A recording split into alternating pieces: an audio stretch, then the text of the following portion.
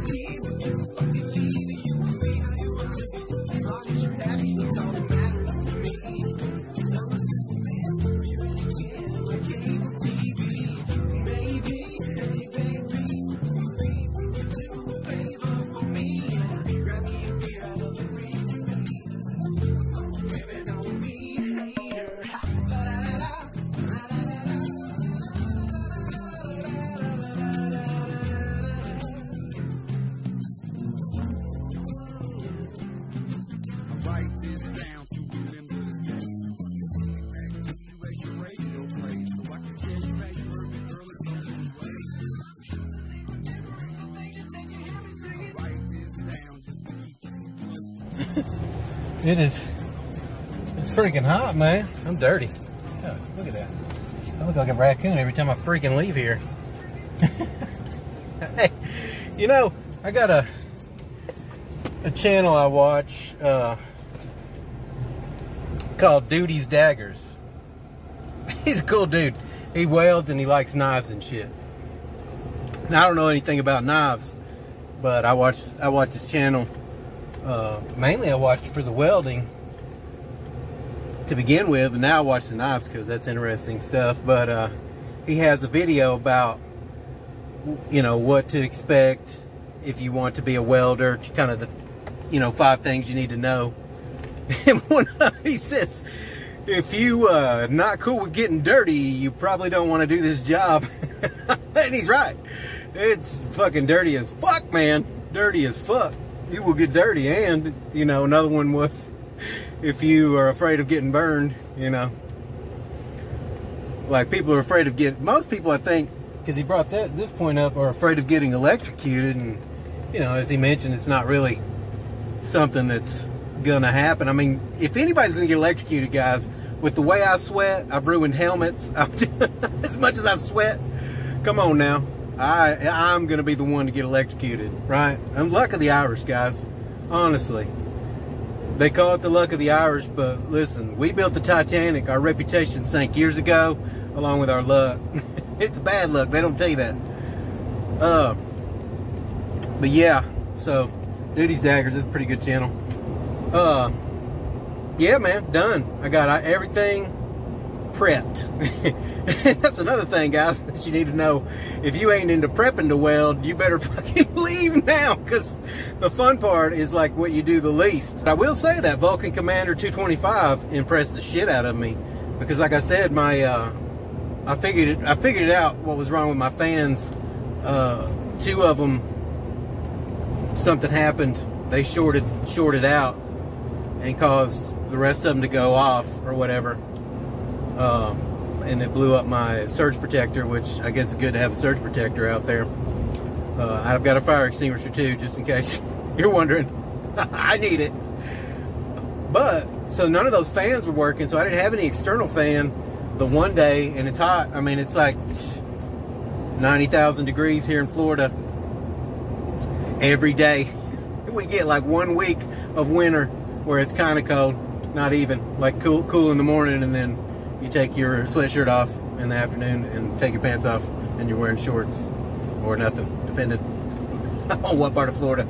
But that Commander, man, went through all that heat and just burnt rod after rod. You guys saw, oh, what's going on here? Oh, kid crossing the road. Oh, bus, school bus. Anyway, burnt rod, that Commander burnt rod after rod after rod after rod and didn't overheat. And that's the thing, man. A lot of people will get upset about duty cycles and all, you know, tore up about duty cycles, but what you got to understand is they test those duty cycles in 110 degree weather, okay, or 110 degrees, and at the highest amperage most of the time that it can go, like that Vulcan. It's 20% duty cycle at 225 amps. Now, I don't know when the fuck I'm going to use, I may have said this before, but I don't know when the fuck I'm going to use 225 amps. I've never used that. I would imagine that it would just disintegrate an 1/8 inch rod, you know, and I've never used the bigger rods. Only one other bigger rod. Anyway, that Commander is a 100% duty cycle at 100 amps on AC. And I love AC.